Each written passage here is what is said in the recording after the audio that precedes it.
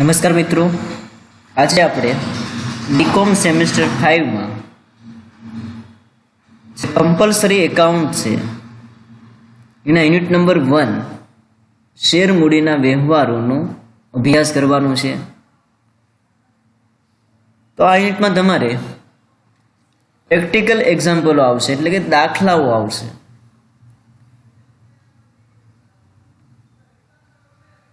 પણ શેર મૂડીના વ્યવહારોમાં દાખલાની સાથે થિયરી પણ ખૂબ જ અગત્યની છે। તો સૌપ્રથમ આપણે શેર મૂડીના વ્યવહારોની થિયરીનો અભ્યાસ કરીશું। તો સૌપ્રથમ શેર મૂડીનો અર્થ આપણે જોવાનો છે કે શેર મૂડી કોને કહેવાય। તો મિત્રો, કંપની પોતાની નાણાકીય જરૂરિયાતો પૂરી કરવા માટે શેર બહાર પાડીને જે રકમ મેળવે છે તેને સરળ શબ્દોમાં શેર મૂડી કહેવાય। દરેક કંપનીની પોતાની નાણાકીય જરૂરિયાતો હોય છે અને કંપની આ જરૂરિયાતો પૂરી કરવા માટે શેર બહાર પાડે છે, જાહેર જનતા શેર ખરીદે છે અને કંપનીમાં રોકાણ કરે છે। તો કંપની શેર બહાર પાડીને જે મૂડી મેળવે છે તેને સરળ શબ્દોમાં શેર મૂડી કહેવાય છે। હવે આપણે શેરનો અર્થ જોવાનો છે કે શેર કોને કહેવાય। તો મિત્રો, કંપનીની જે કુલ શેર મૂડી છે એને નાના નાના હિસ્સામાં, એટલે કે નાના નાના ભાગમાં વેચી દેવામાં આવે છે અને આ દરેક ભાગને શેર કહેવાય છે। કંપનીની જે કુલ શેર મૂડી છે એને નાના નાના હિસ્સામાં વેચી નાખવામાં આવે છે અથવા તો નાના નાના ભાગમાં વેચી દેવામાં આવે છે। આ દરેક ભાગને શેર કહેવાય છે। જેમ કે અહીંયા એક્ઝામ્પલ આપેલું છે, દાખલા તરીકે એક કંપનીની શેર મૂડી રૂપિયા 1 લાખ છે, જે રૂપિયા 10નું એક એવા 10,000 ઇક્વિટી શેરમાં વેચાયેલી છે। તો આ જે કુલ શેર મૂડી છે 1 લાખ, એને 10,000 ભાગમાં વેચી દીધેલી છે। કેટલા ભાગમાં? 10,000 હિસ્સામાં। દરેક હિસ્સાને શું કહેવાય? શેર કહેવાય અને એની કિંમત કેટલી છે? 10 રૂપિયા। તો આપણે શેર મૂડીનો અર્થ જોયો અને શેરનો અર્થ જોયો। ખૂબ જ સિમ્પલ છે મિત્રો। કંપની પોતાની નાણાકીય જરૂરિયાતો પૂરી કરવા માટે શેર બહાર પાડીને જે રકમ મેળવે છે તેને શેર મૂડી કહેવાય છે અને કંપનીની શેર મૂડી નાના નાના હિસ્સામાં વેચાયેલી છે। આ દરેક હિસ્સાને શેર કહેવામાં આવે છે। હવે આપણે જોવાના છે શેર મૂડીના પ્રકારો। ખૂબ જ મહત્વનો ટોપિક છે। શેર મૂડીના પ્રકારો આપણે જોવાના છે। સૌપ્રથમ સત્તાવાર મૂડી। મિત્રો, જ્યારે કંપનીની નોંધણી કરવામાં આવે ત્યારે કંપની છે એ આવેદનપત્ર રજૂ કરે છે। નોંધણી વખતે એક દસ્તાવેજ રજૂ કરવો પડે છે, એમાંનું એક આવેદનપત્ર છે। તો આવેદનપત્રની મૂડીની કલમમાં જે મૂડી દર્શાવવામાં આવેલી હોય છે એને સત્તાવાર મૂડી કે નોંધાયેલી મૂડી કહેવામાં આવે છે। તો કંપની તેના સમગ્ર આયુષ્ય દરમિયાન સત્તાવાર મૂડી જેટલા શેર બહાર પાડી શકે છે એના કરતાં વધારે શેર બહાર પાડી શકતી નથી। પરંતુ જો કંપનીના નિયમન પત્રમાં સત્તા હોય, મૂડીમાં વધારો કરવાની સત્તા હોય, તો કંપની સત્તાવાર મૂડીમાં વધારો કરી શકે છે અને સત્તાવાર મૂડી કરતાં વધારે શેર બહાર પાડી શકે છે। તો ખૂબ જ સિમ્પલ, કંપનીના આવેદનપત્રની મૂડીની કલમમાં જે મૂડી દર્શાવવામાં આવેલી હોય તેને સત્તાવાર મૂડી કે નોંધાયેલી મૂડી કહેવાય છે। કંપની તેના સમગ્ર આયુષ્ય દરમિયાન સત્તાવાર મૂડી જેટલા જ શેર બહાર પાડી શકે છે એના કરતાં વધારે શેર બહાર પાડી શકતી નથી। પરંતુ જો નિયમન પત્રમાં સત્તાવાર મૂડીમાં વધારો કરવાની સત્તા હોય તો કંપની સત્તાવાર મૂડીમાં વધારો કરી શકે છે અને સત્તાવાર મૂડી કરતાં વધારે શેર બહાર પાડી શકે છે। એક્ઝામ્પલ આમાં પણ આપેલું છે કે દાખલા તરીકે એક કંપનીની સત્તાવાર મૂડી રૂપિયા 1 લાખ છે, જે રૂપિયા 10નો એક એવા 10,000 ઇક્વિટી શેરમાં વેચાયેલી છે। તો તો કંપની પોતાના સમગ્ર આયુષ્ય દરમિયાન 10,000 શેર જ બહાર પાડી શકશે. પરંતુ જો નિયમન પત્રમાં સત્તા આપેલી હોય તો કંપની પોતાની સત્તાવાર મૂડીમાં વધારો પણ કરી શકે છે અને વધારાના શેર પણ બહાર પાડી શકે છે. નંબર 2, બહાર પાડેલી મૂડી. કંપની પોતાની જરૂરિયાત મુજબ સત્તાવાર મૂડીમાંથી જે શેર બહાર પાડે છે એની રકમને બહાર પાડેલી મૂડી કહેવાય. જેમ કે ઉપરના એક્ઝામ્પલની અંદર સત્તાવાર મૂડી કેટલી હતી? 10,000 શેરની હતી. તો કંપની આ 10,000 શેરમાંથી 5,000 ઇક્વિટી શેર બહાર પાડે. કેટલા શેર બહાર પાડે? 5,000. તો જે 5,000 શેર બહાર પાડેલા છે એની રકમને બહાર પાડેલી મૂડી કહેવાય છે. તો સિમ્પલ, કંપની પોતાની જરૂરિયાતો મુજબ સત્તાવાર મૂડીમાંથી જે શેર બહાર પાડે છે તેને બહાર પાડેલી મૂડી કહેવાય છે.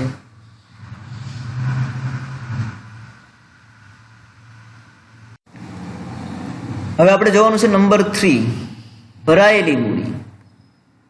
તો કંપનીએ જે શેર બહાર પાડેલા છે એમાંથી જેટલા શેર ખરીદવા માટે જાહેર જનતા તરફથી અરજીઓ મળે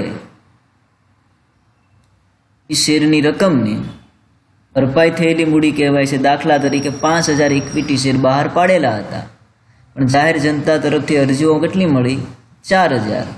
10 રૂપિયાનો શેર હતો તો 4,000 ગુણ્યા 10, તો ભરપાઈ થયેલી મૂડી કેટલી કહેવાય? 40,000. તો સિમ્પલ, બહાર પાડેલ શેરમાંથી જેટલા શેર માટે અરજદારો અરજીઓ કરે એ શેરની રકમને બહાર ભરાયેલી મૂડી કહેવાય છે. તો ખૂબ જ સિમ્પલ છે.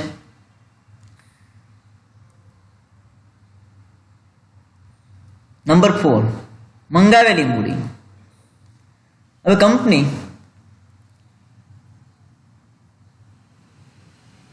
જે શેર બહાર પાડે છે અને જે શેર હોલ્ડરોએ ખરીદી લીધેલા છે એ શેર ઉપર કંપનીએ અત્યાર સુધી જે રકમ હપ્તા દ્વારા મંગાવેલી હોય તો આ મંગાવેલી રકમને મંગાવેલી મૂડી કહેવાય છે. દાખલા તરીકે એક શેર ઉપર 3 રૂપિયા અરજી વખતે મંગાવેલા હતા, 2 રૂપિયા મંજૂરી વખતે અને 1 રૂપિયાનો પ્રથમ હપ્તો છે મંગાવેલો હતો. તો અહીંયા મંગાવેલી મૂડી કેટલી કહેવાય? શેર દીઠ 3 ને 2 5 ને 1 6 રૂપિયા છે એ મંગાવેલી મૂડી ગણાશે. તો કંપનીએ શેર ઉપર અત્યાર સુધી જે રકમ હપ્તા દ્વારા મંગાવેલી છે તેને મંગાવેલી મૂડી કહેવાય છે. હવે નંબર 5, ભરપાઈ થયેલી મૂડી.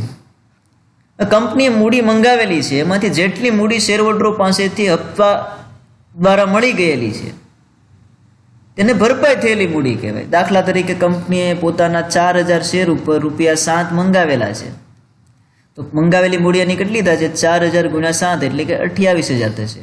પરંતુ કંપનીને ₹25,000 જ મળેલા છે, 3,000નો હપ્તો છે એ જે શેરહોલ્ડરોનો બાકી છે. તો મંગાવેલી મૂડી કેટલી ગણાશે? 25,000. તો આને આપણે મંગાવેલી મૂડી કહીશું.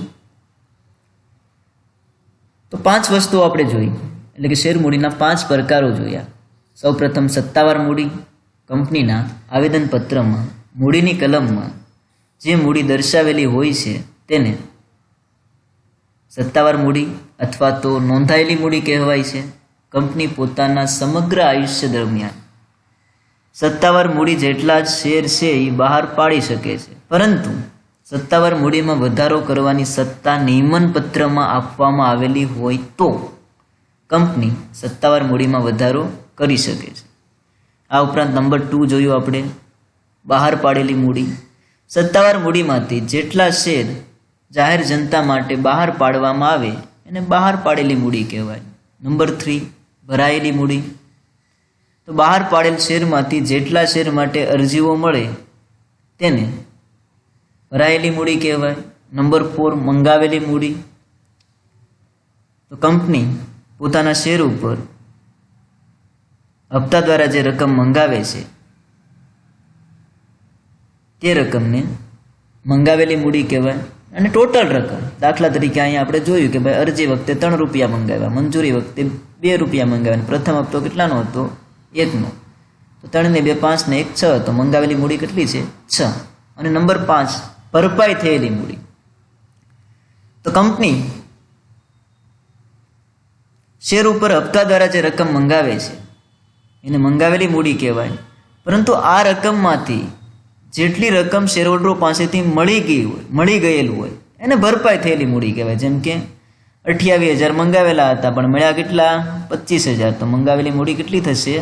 25,000.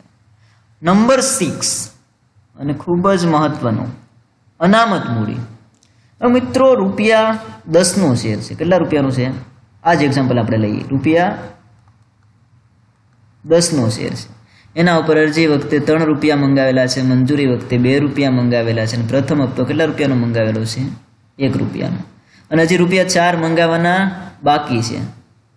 ₹4 મંગાવવાના બાકી છે.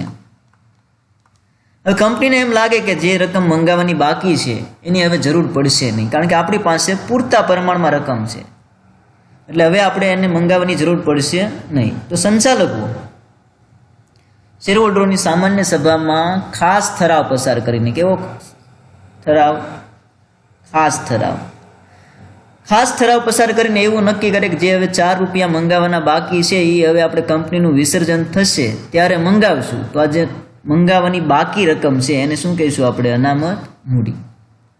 ફરી વખત, કે જ્યારે સંચાલકોને એમ લાગે કે મંગાવેલી મૂડી કંપની માટે પૂરતી છે, અહીંયા જે ₹6 મંગાવેલા છે એ પૂરતા છે અને હવે કોઈ મૂડી મંગાવવાની જરૂર પડશે નહીં, જે બાકી છે. કેટલી બાકી છે? 4.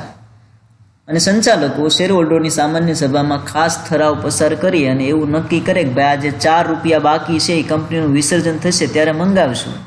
તો આ જે નહીં મંગાવેલી રકમને અનામત મૂડી કહેવાય છે. અનામત મૂડી કંપનીનું વિસર્જન થાય ત્યારે જ મંગાવવામાં આવે છે, એ પહેલાં મંગાવવામાં આવતી નથી. અહીંયા પણ એક એક્ઝામ્પલ આપેલું છે કે ઉપરના ઉદાહરણમાં શેર દીઠ ₹7 મંગાવેલા છે. ઉપરનું ઉદાહરણ એટલે આ ભરપાઈ થયેલી મૂડીવાળું, કે 7 મંગાવેલા છે અને ₹3 મંગાવવાના બાકી છે, કારણ કે ₹10નો શેર છે અને ₹3 મંગાવવાના બાકી છે.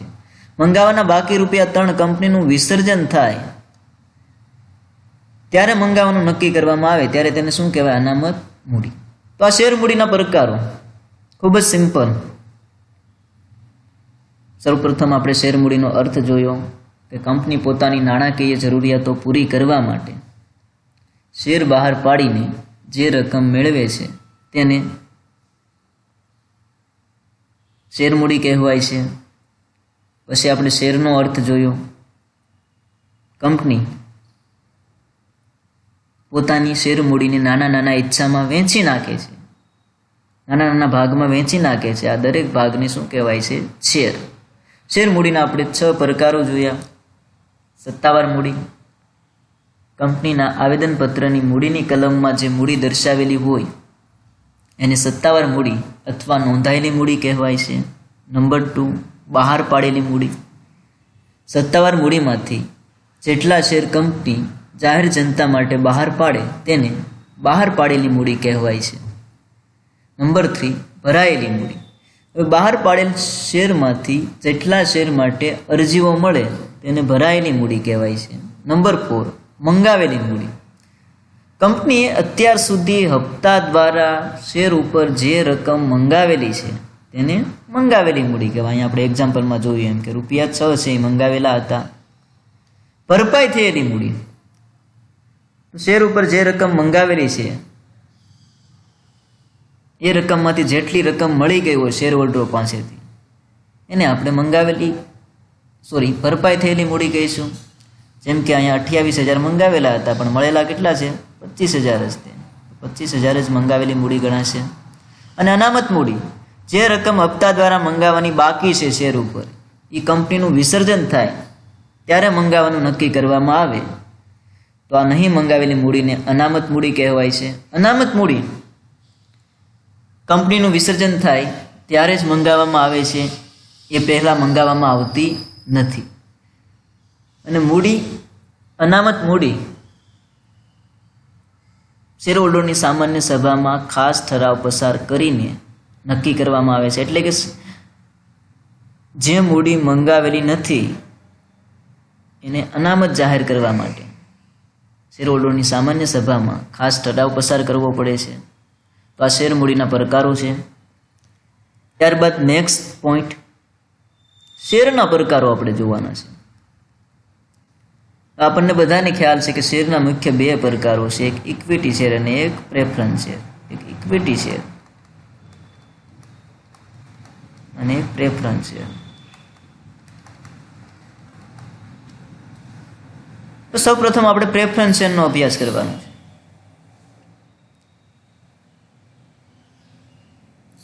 પ્રેફરન્સ શેર એવા શેર છે જેને ઇક્વિટી શેર હોલ્ડરો પહેલા ડિવિડન્ડ ચૂકવવામાં આવે છે અને નિશ્ચિત દરે ડિવિડન્ડ ચૂકવવામાં આવે છે. કેવા દરે? નિશ્ચિત દરે. આ ઉપરાંત કંપનીનું વિસર્જન થાય ત્યારે ઇક્વિટી શેર હોલ્ડરો કરતાં પ્રેફરન્સ શેર હોલ્ડરોને સૌ પ્રથમ રકમ પરત કરવામાં આવે છે. તો 3 વસ્તુઓ યાદ રાખવાની છે. એક તો ઇક્વિટી શેર હોલ્ડરો પહેલા ડિવિડન્ડ આપવામાં આવે છે, તો ઇક્વિટી શેર હોલ્ડરો કરતાં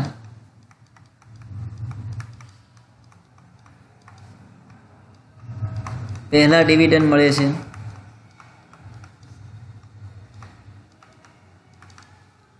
નંબર 2, નિશ્ચિત દરે ડિવિડન્ડ મળે છે. નિશ્ચિત દરે ડિવિડન્ડ મળે છે. દાખલા તરીકે 10% પ્રેફરન્સ શેર હોય તો ડિવિડન્ડ કેટલા ટકા આપવામાં આવે છે? 10%. ઇક્વિટી શેર ઉપર ડિવિડન્ડનો દર નિશ્ચિત હોતો નથી, પરંતુ મિત્રો પ્રેફરન્સ શેર ઉપર ડિવિડન્ડનો દર છે એ નિશ્ચિત હોય છે. તો પ્રેફરન્સ શેર એવા શેર છે જેને ઇક્વિટી શેર હોલ્ડરો કરતાં પહેલા ડિવિડન્ડ ચૂકવવામાં આવે છે અને નિશ્ચિત દરે ડિવિડન્ડ મળે છે. નંબર 3, વિસર્જન થાય ત્યારે ઇક્વિટી શેર હોલ્ડરો પહેલા રકમ પરત મળે છે.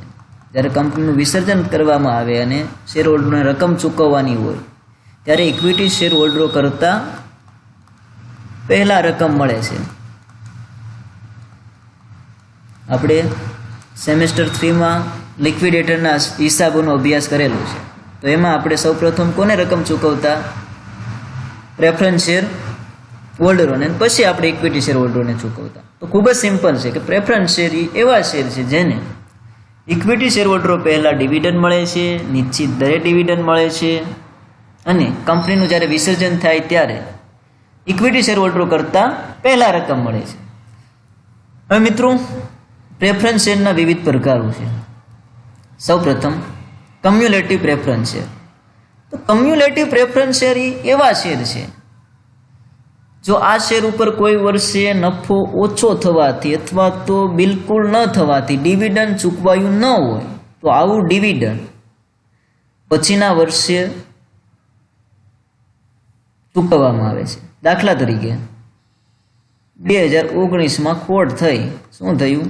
ખોટ થઈ અને 10,000 ડિવિડન્ડ બાકી રહ્યું. કારણ કે ખોટ હોય એટલે આપણે ડિવિડન્ડ ચૂકવી શકવાના નથી.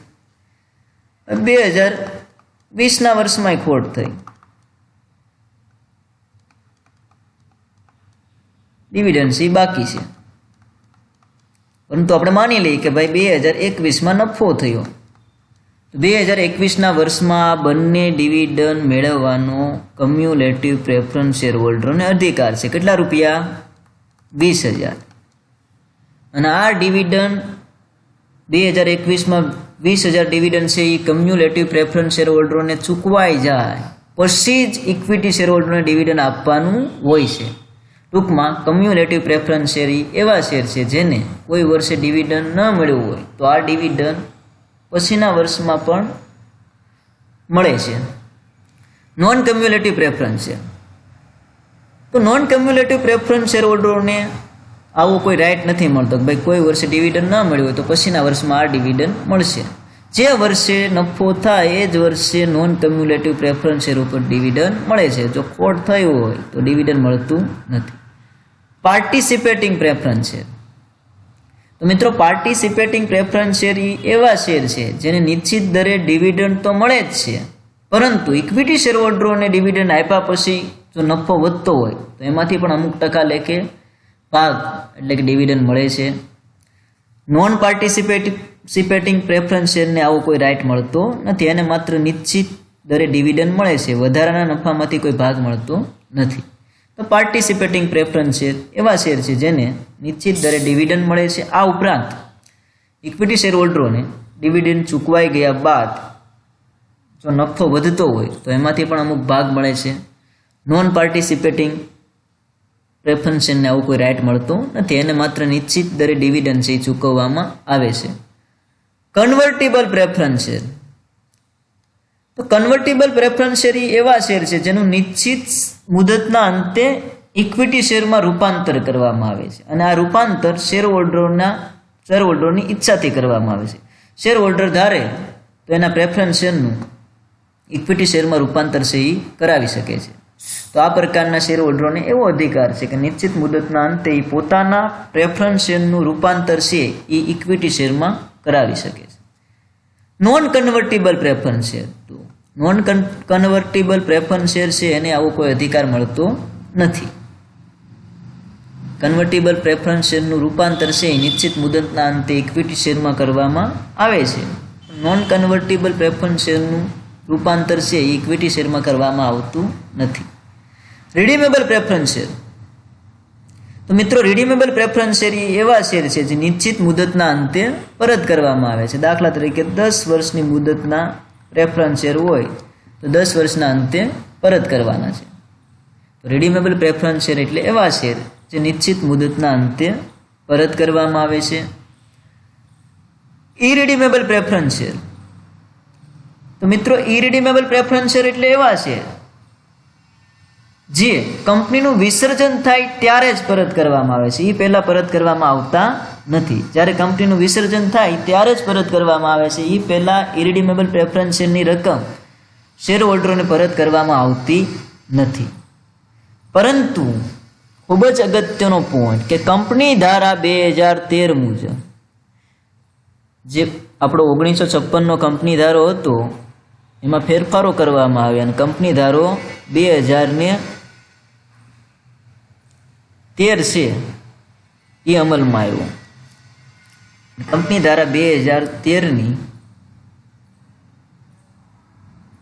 જોગવાઈ મુજબ હવે ઇરિડીમેબલ પ્રેફરન્સ શેર કોઈ કંપની બહાર પાડી શકતી નથી. તો આ ખાસ ધ્યાનમાં રાખવાનું. ક્યારેક તમને એક્ઝામમાં પ્રશ્ન પૂછી શકે કે ભાઈ કોઈ કંપની ઇરિડીમેબલ પ્રેફરન્સ શેર હવે બહાર પાડી શકે છે? નહીં, હવે કોઈ કંપની છે ઇરિડીમેબલ પ્રેફરન્સ શેર બહાર પાડી શકતી નથી. હવે માત્ર રિડીમેબલ પ્રેફરન્સ શેર જ બહાર પાડી શકાય છે. ઇરિડીમેબલ પ્રેફરન્સ શેર કોઈ કંપની બહાર પાડી શકતી નથી. તો મિત્રો આ થયા પ્રેફરન્સ શેરના પ્રકારો, ખૂબ જ સિમ્પલ છે. ત્યારબાદ number 2 equity share preference share કરતા વિરુદ્ધ. ઇક્વિટી શેર એવા શેર છે જેને પ્રેફરન્સ શેર હોલ્ડરોને ડિવિડન્ડ ચૂકવાઈ ગયા પછી જ ડિવિડન્ડ ચૂકવવામાં આવે છે. સૌ પ્રથમ પ્રેફરન્સ શેર હોલ્ડરોને ડિવિડન્ડ ચૂકવવામાં આવે, એને ચૂકવાઈ જાય પછી જ ઇક્વિટી શેર ઉપર ડિવિડન્ડ ચૂકવવામાં આવે છે. આ ઉપરાંત ડિવિડન્ડનો કોઈ દર નિશ્ચિત નથી. સંચાલકો નક્કી કરે, જે ડિવિડન્ડ જાહેર કરે એ દરે ઇક્વિટી શેર પર ડિવિડન્ડ છે એ મળે છે. આ ઉપરાંત જ્યારે કંપનીનું વિસર્જન થાય ત્યારે પ્રેફરન્સ શેર હોલ્ડરોને રકમ પરત થઈ જાય પછી છે એ ઇક્વિટી શેર હોલ્ડરોને રકમ છે પરત કરવામાં આવે છે. તો અહીં લખેલું છે, તમે વાંચી શકો છો કે જે શેર પર ડિવિડન્ડ અને વિસર્જન સમયે મૂડી પરત મેળવવાનો અધિકાર પ્રેફરન્સ શેર પછી મળતો હોય તેવા શેરને ઇક્વિટી શેર કહેવાય છે. ખૂબ જ સિમ્પલ છે. 3 વસ્તુઓ યાદ રાખવાની છે. ઇક્વિટી શેર ઉપર ડિવિડન્ડ પ્રેફરન્સ શેર હોલ્ડરને ડિવિડન્ડ ચૂકવાઈ જાય પછી મળે છે, એટલે કે પછી ચૂકવવામાં આવે છે.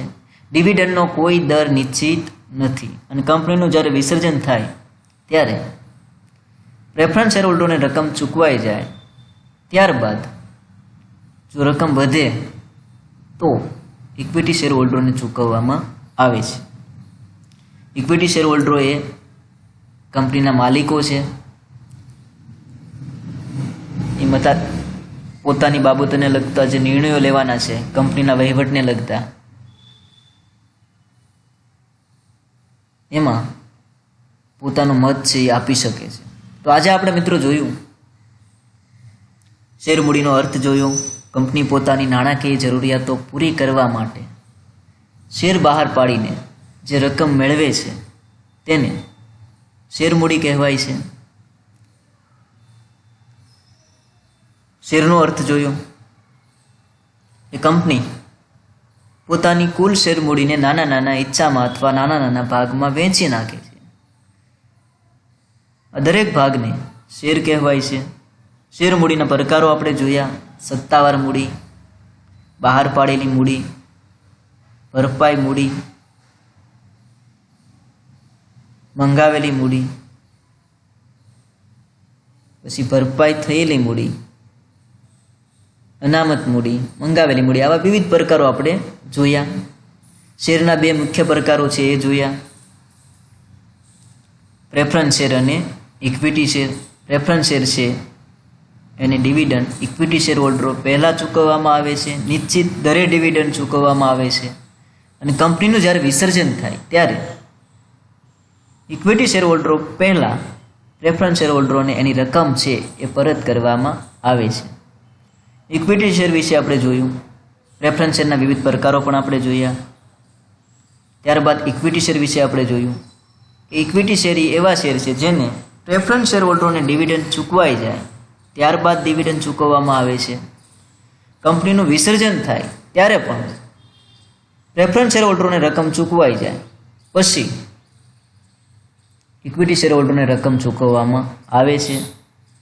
ઇક્વિટી શેર ઉપર ડિવિડન્ડનો કોઈ દર નિશ્ચિત નથી કે 10% ડિવિડન્ડ આપવું પડશે, 12% આપવું પડશે, 7% આપવું પડશે, એવો કોઈ દર છે એ નિશ્ચિત નથી. ત્યારબાદ આપણે શેરના જે અન્ય પ્રકારો છે, sweat equity share, bonus share, હકના શેર, એનો અભ્યાસ કરવાનો છે. તો થિયરીની દ્રષ્ટિએ મિત્રો શેર મૂડીના વ્યવહારો આ ટોપિક ખૂબ જ મહત્ત્વનો છે. કોઈ પણ સ્પર્ધાત્મક પરીક્ષાઓમાં જો આ ટોપિક હશે તો આમાંથી ક્વેશ્ચનો છે એ આવશે જ. ખૂબ જ સરળ રીતે તમારે અભ્યાસ કરવાનો છે. સમજાઈ જાય એવી લેંગ્વેજ છે. PDF હું તમને પ્રોવાઈડ કરીશ. તો મિત્રો આ લેક્ચરમાં આપણે અહીંયા સુધી રાખીએ છીએ. આપનો ખૂબ ખૂબ આભાર.